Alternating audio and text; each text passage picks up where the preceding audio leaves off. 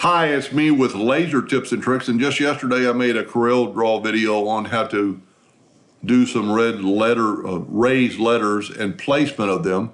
So I thought I'd do a test, just kind of show it and make it a little bit more easily to understand. So I actually put this on text to curve.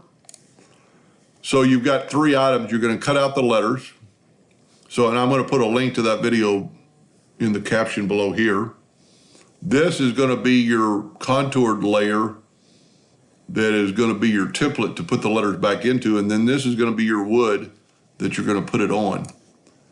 So I'm not saying this is the only way to do it, but as you can see, I laid out blue tape before I picked the letters up off the table.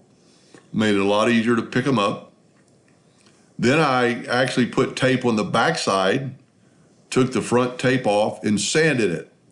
This is MDF. I don't care if you use MDF or real wood or plywood. If you sand it like to 200 or 300 grit, you're gonna get a lot better paint. I've been doing woodworking all my life, and I do not use paint that is paint and primer. I use primer and then paint. And as you can see, as I stated the other day, and I've covered it up, I have some not double-sided, but just tape turned upside down with the sticky part up, and then I taped it down the wood. That way it keeps them from blowing off when you're spraying them, and then you can turn them around. My suggestion is to spray them at least one coat of primer. If this is something really important to you, my suggestion would be to take them off that blue tape and put them on a fresh new piece, so you won't get any paint buildup on the tape. I did not do that today because I'm just doing a test.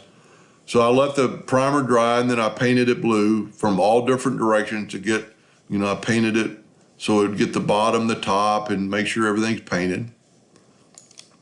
Then here's your template setting on top of a yellow board.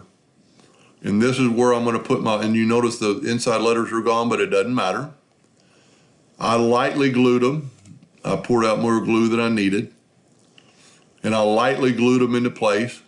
I actually had quite a bit more contour than I thought, but I didn't add a lot of paint. So this worked perfectly. And then I just lightly glued the back with a little brush, holding them down, letting them sit there about 2 or 3 minutes, and then picking up my template. And this is what it looked like after I was through. It's a terrible picture, and you can see how the letters are standing off the wood and exactly in placement. This would really help you on text to path. You could quite possibly do it with a straight edge, but the spacing, would be pretty hard. And then when you get glue on it, now I mentioned yesterday in the video that you could engrave a line or that letter and actually sink it down in there, but it'd be a lot of engraving if you had a lot of letters. This took no time whatsoever. Anyway, I hope that helped a little bit. Thank you for watching.